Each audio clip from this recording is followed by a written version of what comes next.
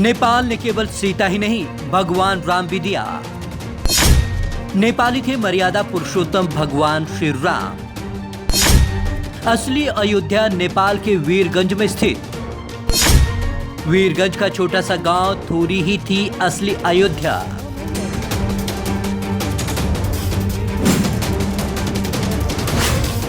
यह है केपी शर्मा ओली।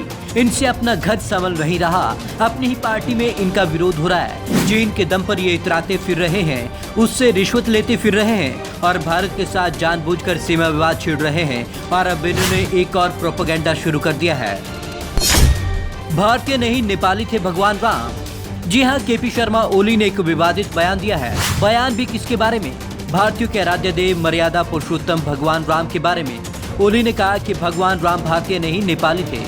उन्होंने ये भी कहा कि असली अयोध्या भारत में नहीं, नेपाल के वीरगंज में है। ओली अपने निवास पर भानु जयंती पर आयोजित एक कार्यक्रम में बोल रहे थे।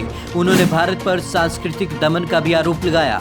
ओली ने कहा कि विज्ञान के लिए नेपाल के योगदान को हमेशा नजरअंदाज किया गया। वीरगंज के पास थी अयोध्या। ओली ने कहा कि उनका हमेशा से ही मानना रहा है कि नेपाल ने राजकुमार राम को सीता दी, लेकिन नेपाल ने भगवान राम भी दिए।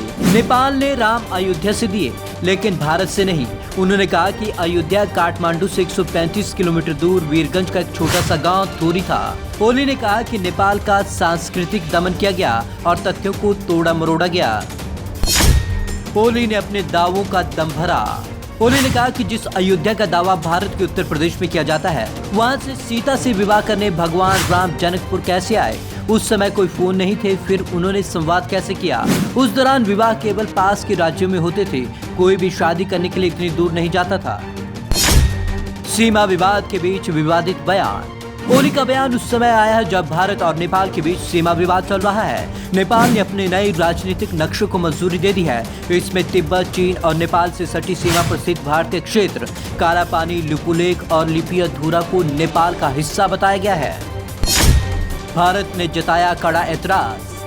भारत ने नेपाल की इस हरकत का कड़ा ऐतराज जाहिर किया था और चीन का नाम लिए बगैर कहा था कि नेपाल ऐसे दूसरों के कहने पर कर रहा है। इसके अलावा अपने ताज़ा बयान में ओली ने कहा कि वाल्मीकि नगर, जो वर्तमान में बिहार के पश्चिम चंपारण जिले में है, उसका कुछ हिस्सा नेपाल में भी है। अपनी ही पार्टी में नहीं मिल रहा भाव।